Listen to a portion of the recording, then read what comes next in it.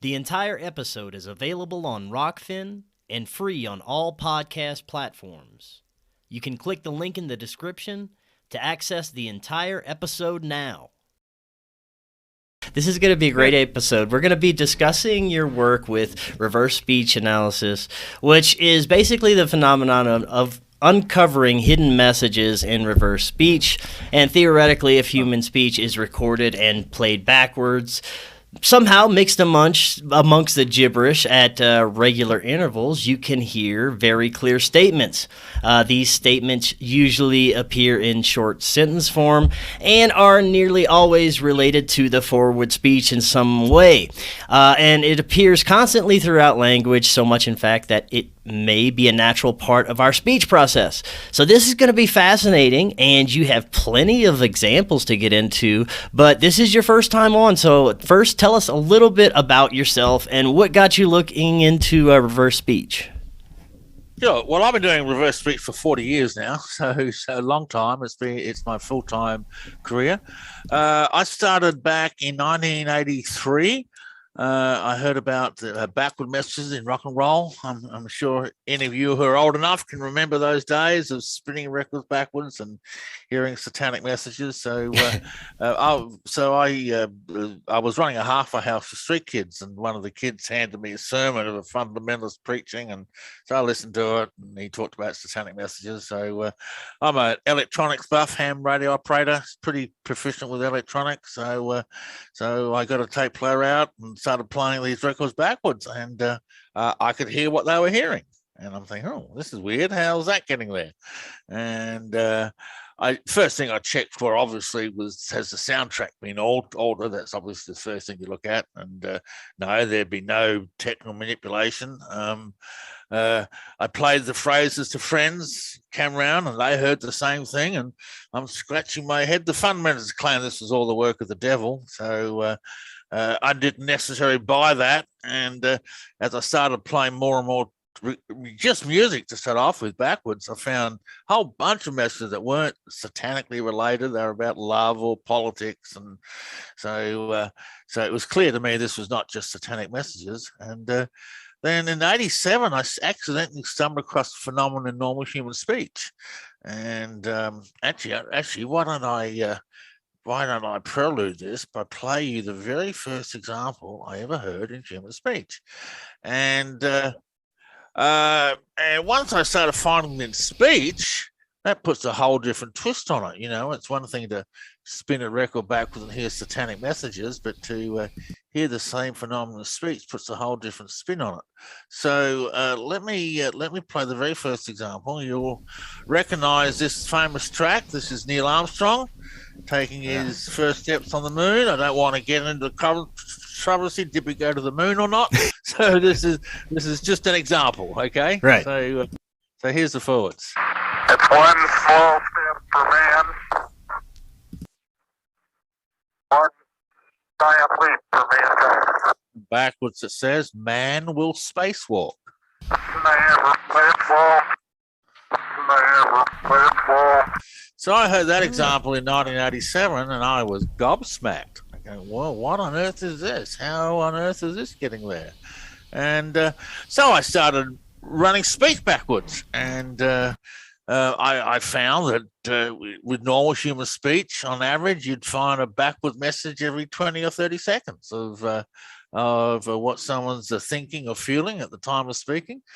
And I was so fascinated by this, I just kept on researching. I wrote a book called Beyond Backward Masking, which was purported to explain the backward masking phenomena.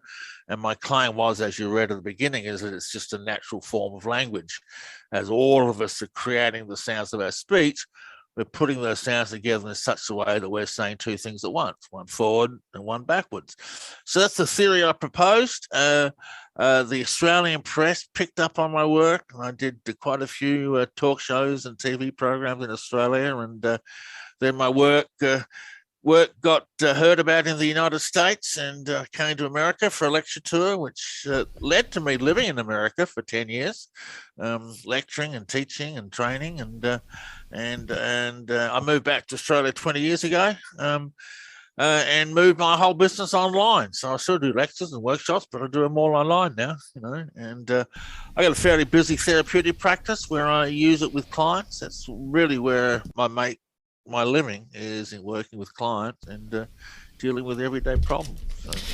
So let's play you another example of it in normal human speech. Now, you said that you also use it for therapeutic purposes. What would be the therapeutic purposes?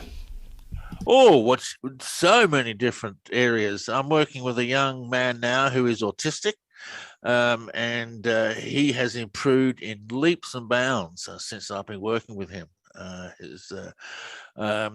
working with a woman right now with severe migraines. We had some initial success with her, but it seems to have faded off. We'll try and get it back again. I work with depression and marital issues, and I work with cancer patients quite a few times, working with a couple right now, and I've had success. Variety of issues, really. One of the great things about reverse speech is that if you come to me with a problem, let's suppose you suffer from depression, I can record you for 30 minutes, and the reversals that I find will pretty much give me a pretty accurate look at what's going on inside the unconscious, and many times it will give me clues on how to fix it. Let me just play an example that illustrates this. This is a woman who came to me with money problems. Okay, so she's talked to me about her money problems. She and I need to work this issue out, but it started to bring up all my money fears and stuff. And the thing is if I know I start sourcing fear again, I'm going to go way downhill. Want to do that. And we play a section backwards, and she says, "Work on my grief." Work on my grief. Work on my grief. Now let's play the whole lot backwards, and you'll hear how it just jumps up out of the gibberish. Listen to this. One radio. Work on my grief. Hear how it just jumps up out of the gibberish there? So that reversal tells me that a lot of her money issues are to do with unresolved grief. And using regular psychotherapy could take you months to get to that stage. And reverse speech bypasses all of that and tells me exactly what the problem is and exactly how to fix it, and which gives me amazing results in therapy. I tend to be the therapist of last resort. People come to me after they've tried everything else, and once they've been with me, they said, "Gee, I should have gone to you first." So what's coming out during these reversals is definitely linked to your subconscious mind, to things that are festering or something that you could be thinking subconsciously or feeling, but whenever you say these words forward, somehow it's linking to that subconscious thought and bringing it out backwards, right? Right. Yeah, you've got it. That's exactly what's happening. Yeah. It's the unconscious speaking. I believe that for a split second before we put our speech sounds together, the unconscious is creating our sounds of speech. So it says two things, one forwards and one backwards. If you ever listen to anyone talk for a long period of time, you'll hear their speech is full of pauses and stutters and stammers and tonal alterations. And it's a very dynamic process, speech. And a lot of those inconsistencies in speech are there so that the reverse phrase can appear. That's so interesting. Now, you've been doing this a long time, and you've done reversals from everyone from politicians to celebrities, and you have a super long list, and I was looking at some on your website. I have a few that I'd like to go through, but before I choose some, what are some of your most favorite, maybe the most profound ones that you've heard over the years from maybe some big names? Oh, okay. Well, one of the... a very profound one that got me thinking a whole new direction was on JFK's inauguration. This is in 1961. Listen to his inaugural speech. The slow undoing of those human rights to which this nation has always been committed and to which we are committed today at home and around the world. Now backwards, he says, head is hitting the car. Head is hitting the car. Head is hitting the car. And again, Head is hitting the car. he has the premonition of his death because that's how he died, a head bullet to the head. You can see it very clearly in the Zapruder film. So that was a very profound one. That's really tapping into a prediction of his own demise, which is, we call them premonition reversals. There's reversals come in probably about a dozen or so different categories. You have congruent and incongruent and expansive and communication, and that is what called a premonition, a seeing into the future. Wow. Maybe while we're on the premonition, are there any other premonition reversals that stick out for you? Oh, sure.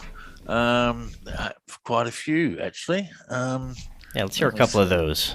Yeah. You know what? Let me just go to where's the one I'm looking for? Hang on. There's this. This is the one I'm looking for. Oh, I just saw it. I just went past it. Hang on. Where are we? Okay. This is on me. And this is the one that turned me on to premonition reversals. This is a radio show I'm doing in England. Okay, so let's run it forwards. The most powerful way, because you can hear it in straightforward everyday English. But yeah, we are hardwired to tell the truth. So I'm saying forwards, we are hardwired to tell the truth. And backwards, we heard a reversal that had no relation to the forward dialogue, had no idea what it meant. I'll play it and I'll talk about it. It says, on a highway, there's the chill here. On a highway, there's the chill here. On a highway, there's the chill here. So found that reverse, had no idea what it meant. But anyway, 2 weeks later, I'm in America driving south of Portland, and I get caught in a huge snowstorm or blizzard, and I was down to about 5 miles an hour, and so the reversal accurately predicted what was going to happen to me. And let me play one other one that's more poignant. This is one I found this is one I found 3 months before COVID hit. And when was that? 2020, wasn't it? Yeah. So this is on a client's reversals. You know, he was very much a control freak in that sense, and she felt very powerless and also very suppressed, like I did. Yeah, so you know that's pretty much what I thought she would say. And this says Southern USA. Southern USA. Southern USA. And again.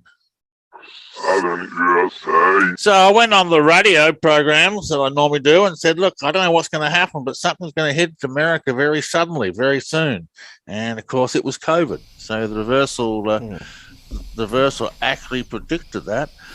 I also found one predicting 911. Am I going too fast for you? No, go ahead. But while you look for that, I just have a question. What do you say to skeptics that are saying, you might just be picking out certain words, or it could this could make out anything when played at a certain speed, or that it's just gibberish? What do you say to that? Yeah. Well, okay. Well, there's several ways I can say it. If the reversal changes when you change the speed, then it's not a genuine reversal. Okay, it's gibberish. A genuine reversal will remain the same no matter what the speed is at, whether it's fast or slow.